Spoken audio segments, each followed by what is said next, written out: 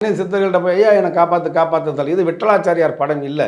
எனக்கு என்ன பிரச்சனை, என்ன காரணத்தினால் இப்படி நடந்தது, நான் என்ன அப்படி முன் ஜென்மத்தில் செய்தேன், அல்லது எனக்கு வேற யாராவது செய்வனை சூனிய கோளாறுகள் செய்து அப்படி மாறினுச்சா, எதுவாக இருந்தாலும் சொல்லுங்கன்னு சொல்லும் போது அவர்கள் சில தகவல்கள் சொல்கிறாங்க. என்னால் எந்திரிக்க முடியாது, நடக்க முடியாது, தண்ணி கூட குடிக்க முடியாது, படுத்த படுக்கையாக சுருண்ட நிலைமையில் இருந்துட்டு இருப்போம். அந்த சூழ்நிலையில் என்கிட்ட கிட்டத்தட்ட எப்படியும் ஒரு 2000 பேருக்கு நான் இந்த சில பயிற்சிகள் எல்லாம் கற்றுக் கொடுத்துருக்கேன்.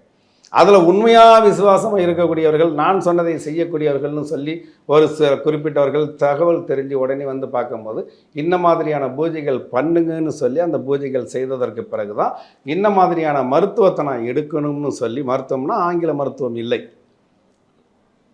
அவங்க சொல்லக்கூடிய காய்கறிகள் கூட சாப்பிடுவேன். வெறுமை நீங்க என்ன சொல்றீங்க அப்படின்னா, இங்கிலீஷ் மருத்துவம் இல்லாம இந்த மாதிரி சித்தா மருத்துவம் இல்ல, காய்கறி மருத்துவத்துல சித்த மருத்துவமும் இல்லை, ஆங்கில மருத்துவமும் இல்லை.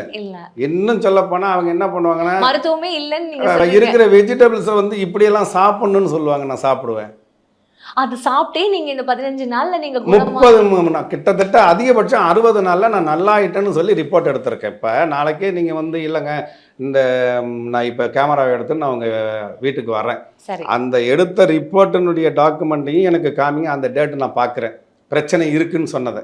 சரி, சரியாயிடுச்சுன்னு சொன்ன டாக்குமெண்ட்டையும் நான் பார்க்கணும், அந்த ரிப்போர்ட்டையும் எனக்கு காமிங்கன்னு சொன்னால் 2 தேதி இருக்கும்ல, அந்த தேதியினுடைய இடைவெளி ஒரு 60 நாள் தானே இருக்கும். டாக்டர் சொன்னது 15 நாள் தானே, ஆனால் அதிகபட்சம். ஒரு சித்தர் நினைத்தால் ஒரு மனிதனுடைய தலையெழுத்தை மாற்றி எழுதுவதற்கு முடியும். ஆச்சி மசாலா, எந்த சமையலும் ருசி தேடும் ரகசியம், 20 ரூபாய்.